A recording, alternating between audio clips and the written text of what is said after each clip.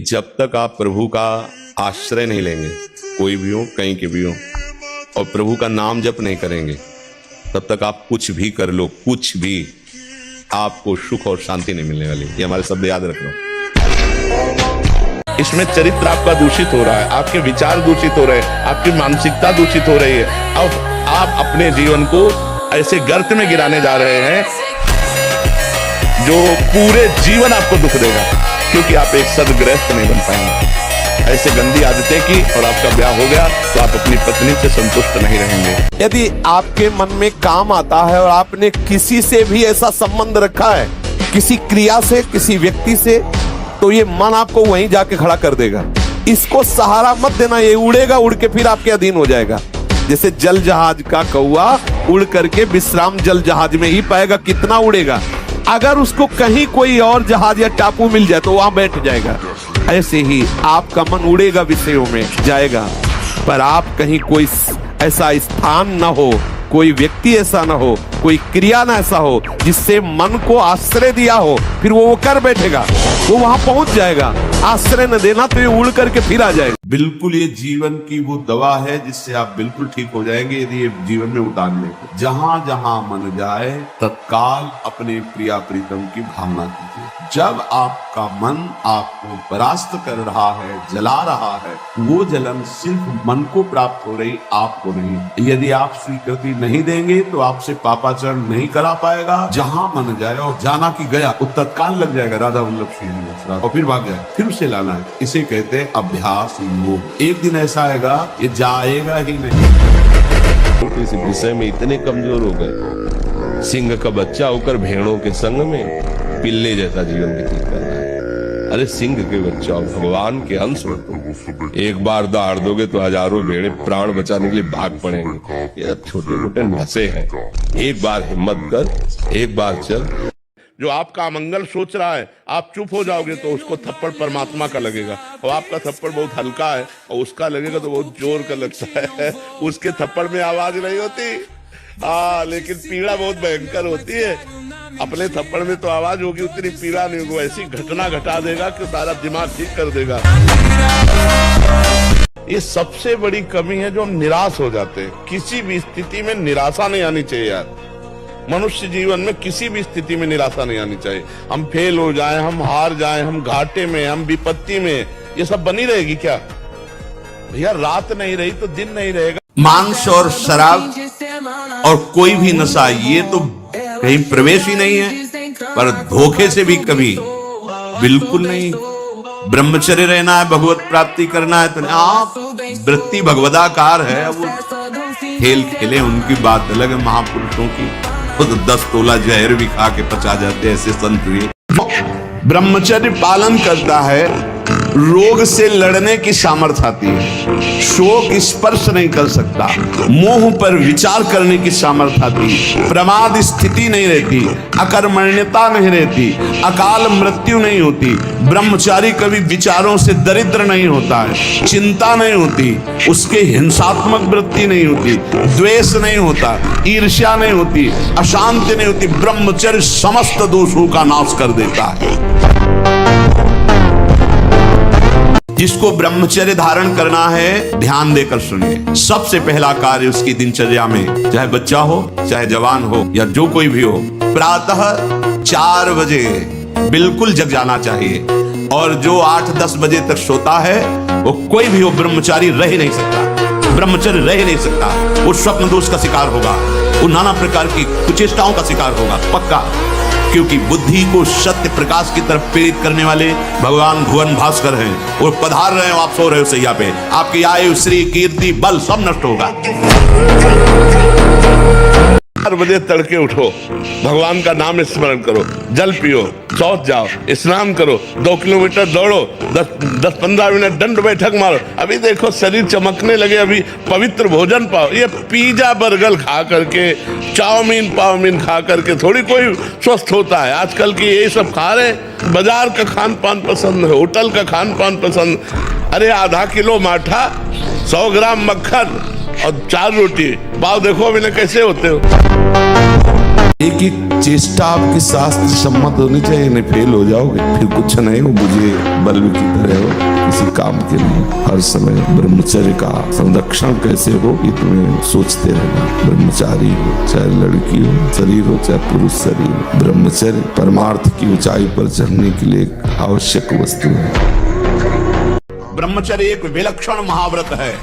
ब्रह्मचारी का सौंदर्य प्रस्फुटित होता है, एक नूर उसके चेहरे पे झलकता है जो ब्रह्मचर्य को धारण करता है। एक नवीन आकर्षण, बालवत चेहरा, और जिसका ब्रह्मचर्य पुष्ट होने लगता है उसके शरीर से सुगंध आने लगती है। जो भोगी पुरुष होता है पास से निकल जाए तो दुर्गंध निकलेगी, और जो ब्रह्मचारी होगा तो उसके शरीर में सौरभ होगी। ब्रह्मचारी का एक एक रोम तेज से युक्त होने लगता है, चेहरे पर हर समय प्रफुल्लता, मुस्कान, उसका हृदय नंदन वन हो जाता है, आनंदवन, बिना किसी कारण के प्रसन्नता बनी रहती है। कि जैसे जिस लकड़ी में घुन लग जाए तो लकड़ी केवल ऊपर दिखाई देगी, बका पोली हो जाती है, उसमें कोई दम नहीं रहेगा। ऐसे वो बालक, वो जवान, वो पुरुष या स्त्री हो जाता है जो हस्त क्रिया करता है, बिल्कुल खोखला हो जाता है। इसमें सबसे बड़ी घातक बात यह है कि वो गृहस्थी लायक नहीं रह जाएगा, संतानोत्पत्ति की क्षमता का नाश हो जाता है। उन्होंने कहा मेरी बात सुनो, जितने दिव्य ऋषि, देवता, अंतरिक्ष के दैवी शक्तियां सब प्रकट होके सुनो, पिता के लिए मैं आजीवन ब्रह्मचारी रहूंगा, कभी किसी स्त्री को स्वीकार ही नहीं करूंगा, न राज सिंहासन में बैठूंगा, न कभी ब्याह करूंगा, न कभी ब्रह्मचर्य तोड़ूंगा। भीष्म प्रतिज्ञाएं से वीर पूरे शरीर के रक्त के साथ है, उसी से आपकी हड्डियां मजबूत होती हैं, उसी से आपका शरीर बलिष्ठ होता है, उसी से आपके मन को पवित्र विचारों में चलने की सामर्थ्य मिलती है। ये जो कहते हैं ना कि हम नहीं चल पा रहे हैं, हम भजन नहीं कर पा रहे हैं, आप कमी को पहचानिए। शरीर के भीतर जो मनोवाह नाम की एक नाड़ी है, ये मंथन कार्य करती है। जे ही आप कामासक्त हुए चिंतन किए तो पूरे शरीर से, जैसे दही के मंथन से वो घृत निकाल ले, वैसे ये मनोवाह नाड़ी काम करती है। और कुछ बातें तो ऐसी हैं जो सबको ज्ञात है कि किसे अधर्म कहते हैं। जहां आप कार्य करने के लिए सोचा और अंदर से उत्तर आया नहीं ये गलत है, वो अधर्म है। कोई ऐसा नहीं कह सकता कि मुझे बताया नहीं गया कि अधर्म है। आप अंदर से, हृदय से देखो।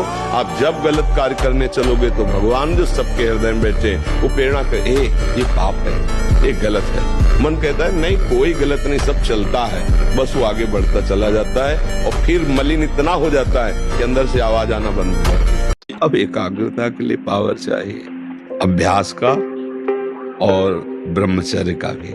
अभी आप 1 साल ब्रह्मचर्य रहिए, आप फिर देखिए आपके विचार कैसे होते हैं, आपको किस शरीर में कैसी ऊर्जा होती है, आपका प्रतिज्ञा, आपके वचन, आपकी चेष्टा, आपकी क्रियाएं कितनी मतलब पवित्र और साफ, स्वच्छ, एकाग्र। कि मन, वीर और प्राण तीनों का एक कनेक्शन है, एक ही कनेक्शन है। अगर हमारा वीर ब्रह्मचर्य ठीक है तो मन शांत और एकाग्र रहेगा और प्राण बलवान और सूक्ष्म रहेंगे। अगर वीर कमजोर हो गए तो मन चंचल, अशांत और प्राण स्थूल और बलहीन हो जाएंगे। जहां तुम बैठे, यहाँ एक 12 वर्ष का बालक था, वो कह रहा था मैं तुमसे परेशान हूं, मेरे गर्लफ्रेंड है। अब बताओ क्या हमारी समाज की हालत होगी जब 12 वर्ष का बालक वो गर्लफ्रेंड रखने लगा, 12 वर्ष का बालक हस्तमैथुन करता है, वो क्या समाज में हमारी उन्नति प्राप्त करेगा।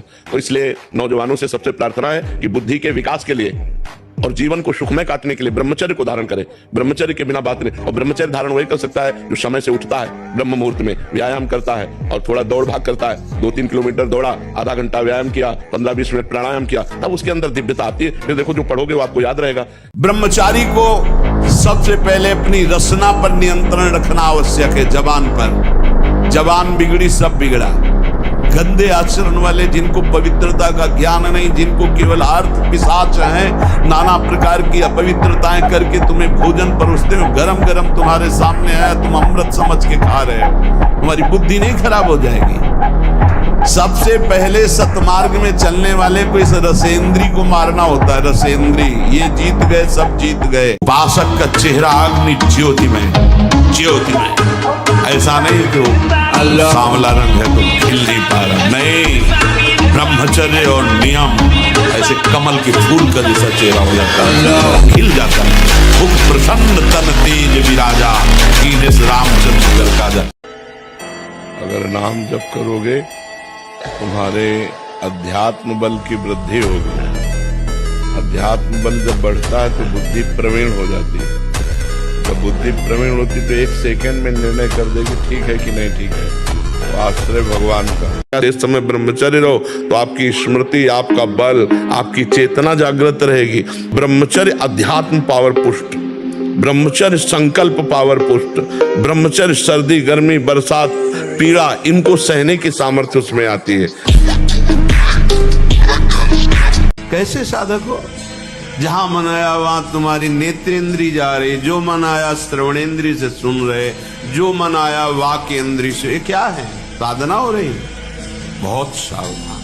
इन दुष्ट इंद्रियों पर शासन करने का अवसर हमें दिया है भगवान। इनको स्वतंत्र छोड़ने का, इनको मनमानी आचरण करने का नहीं दिया। साधु होके या भक्त होकर, वैष्णव होकर, भगवत मार्ग के पथिक होकर इंद्रियों को ऐसे मत छोड़ो, बहुत शासन में रखो।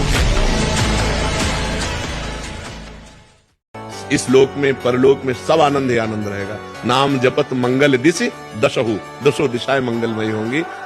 इस कलिकाल में और कोई साधन नहीं है, सच्ची मान लीजिए। एक ही साधन है, हरे नाम अयु केवलम कलौ नास्तेव गति अन्यथा। कलयुग में कोई और गति नहीं, और कोई गति नहीं, और कोई गति नहीं, केवल हरि का नाम है, भगवान का नाम है। जितना नाम जप करोगे उतना मंगल होगा। नाम जप नहीं करोगे तो मंगल है। बॉडी बनाने के लिए दवाइयों की जरूरत नहीं, ब्रह्मचर्य की जरूरत है। दंड बैठक मारो, ब्रह्मचर्य रहो, 2-4 किलोमीटर दौड़ो, पवित्र भोजन पाओ, मुर्गा मुर्गी नहीं, पवित्र भोजन पाओ। फिर आप देखो आपके शरीर में कैसा बल आता है, उत्साह आता है। सोडा वाटर, लेमन या ठंडे पेय पदार्थ जो शीशियों में आते हैं, हाँ, ये ब्रह्मचर्य, संयमी, भगवत मार्ग, ये सब चीजें ले भाई। आपको अमृत पान करना है। राधा नाम सुधा रसम दृष्टि, तुम बहुत सावधान। भोजन के समय आपको पानी नहीं पीना है।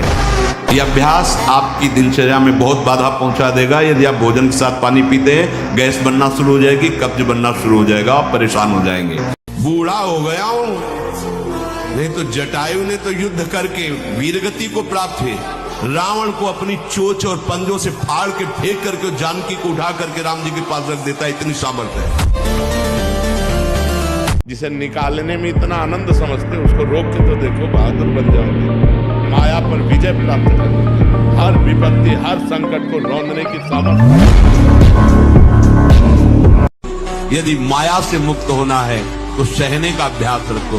ये जरा में बहुत गर्मी, ये नहीं उपासना। गर्मी शरीर का धर्म है तो इंद्री में ताप लग रहा है, राधा राधा राधा। आप कहोगे प्रवचन करने से नहीं होता। कभी बिजली नहीं रखी दाम में, कटवा के रखे। सप्तम धातु वीर, एक मन शुद्ध सात्विक पौष्टिक अन्न के बाद एक बार के लिए तैयार होता है। और यहाँ बच्चे खिलवाड़ में 2-2, 3-3 बार रोज। अब क्या होगा उनका? हड्डियों तक की सामर्थ्य नष्ट हो जाएगी। कुछ दिनों बाद देखना बंद हो जाएगा, ऐसे चौंधियाने लगोगे, खड़े होने में चक्कर आएगा, कमर दर्द करेगा, पैरों में टूटन बनी रहेगी, दिमाग में टेंशन बनी रहेगी, पढ़ोगे तो कुछ याद नहीं रहेगा, स्मृति नष्ट होने लगेगी, एक नास्तिकता छा जाएगी। नाम जप के समय भी विषय विकार हावी होते हैं। कोई बात नहीं, तुम चिंता मत करो। वो कूड़ा करकट है, अंदर से निकल रहा है, अंदर आ नहीं रहा।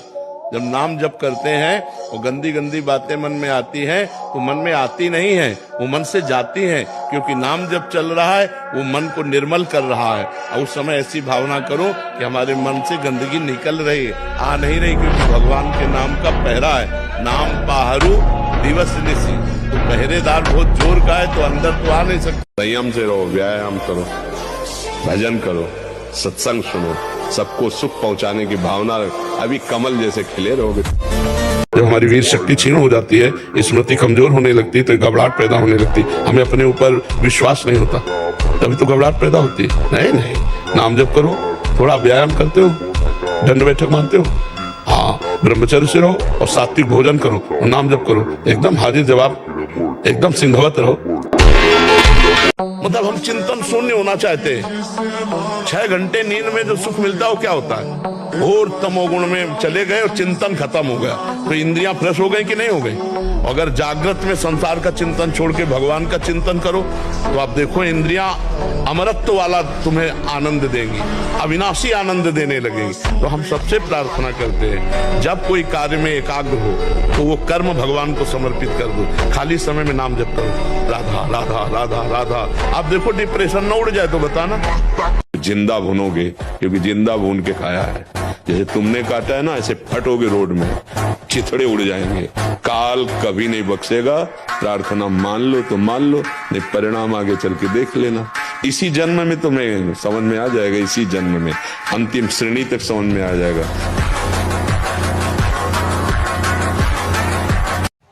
कि जिसका चरित्र पवित्र होता है और जो अध्यात्मवान होता है, अध्यात्म से जुड़ा होता है, वो कहीं भी परास्त भी हो जाए तो विजय को प्राप्त होता है। विषय भोगने की लालसा मन तुम्हें देगा, तुम अस्वीकार करो, क्योंकि भोगने से जैसे अग्नि में घी डालने से अग्नि और प्रज्वलित होती है, ऐसे इंद्रियां और बलवान होकर भोगों की तरफ तुम्हें घसीटेंगी। तुम्हें शांति प्राप्त नहीं हो सकती। अकस्मात किसको हुई है आज तक? जो भोग भोगने में सुख के अनुभव के भ्रम में फंस गया, उसकी इंद्रियां उसे कला कौशल पूर्वक भोग में और फंसाती है। ऐसे से करो, ऐसे करो, उसको ऐसा।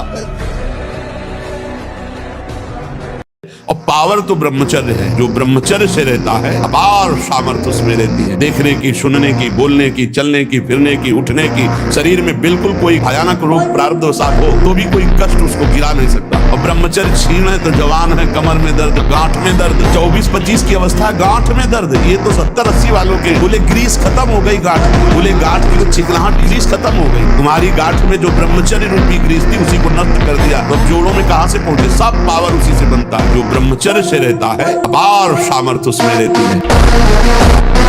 बहुत सावधान रहना चाहिए साधक को। ऐसी बातें देखो मत, ऐसी बातें सुनो मत जिससे तुम्हारा हृदय उद्विग्न होकर प्रभु का चिंतन छोड़ दे। जिन्होंने अपने आप को प्रभु के भरोसे कर दिया वो बेपरवाह हो गए। एक एक क्षण बहुत सुंदर ढंग से व्यतीत होता है जो प्रभु के भरोसे, और ऐसे एक एक क्षण जलते रहोगे। चिंता, शोक, भय, अरे अब क्या होगा, ऐसा क्या होगा, कैसे करूं, नाना प्रकार की चिंताएं। अपने आप को प्रभु के चरणों में समर्पित कर दो, तुम्हें कुछ नहीं करना पड़ेगा, सब वो करवा लेंगे आपसे। जो आपके लिए मंगल है वो सब करवा लेंगे। तुम शांत होकर प्रभु के चरणों का आश्रय ले लो। जो कर्तव्य कर्म है उसे करो। संयम से रहो, व्यायाम करो, भजन करो, सत्संग सुनो, सबको सुख पहुंचाने की भावना रखो। अभी कमल जैसे खिले रहोगे, मुख प्रसन्न। भगवान के अंश को थोड़ा दुख आया रो दिए, थोड़ा खुशी हुई नाच दिए। नाचना भी है तो ऐसी हिम्मत में कि भारी से भारी दुख में भी नाचना बंद नहीं होगा। रोना है तो केवल प्रभु के लिए रोना है, झुकना है तो केवल भगवत भाव में झुकना है। हमको कोई रौंद नहीं सकता, कोई झुका नहीं सकता। हम भगवान के अंश हैं। देखो जो कर सकते हो वो बुरा कर सकते हो।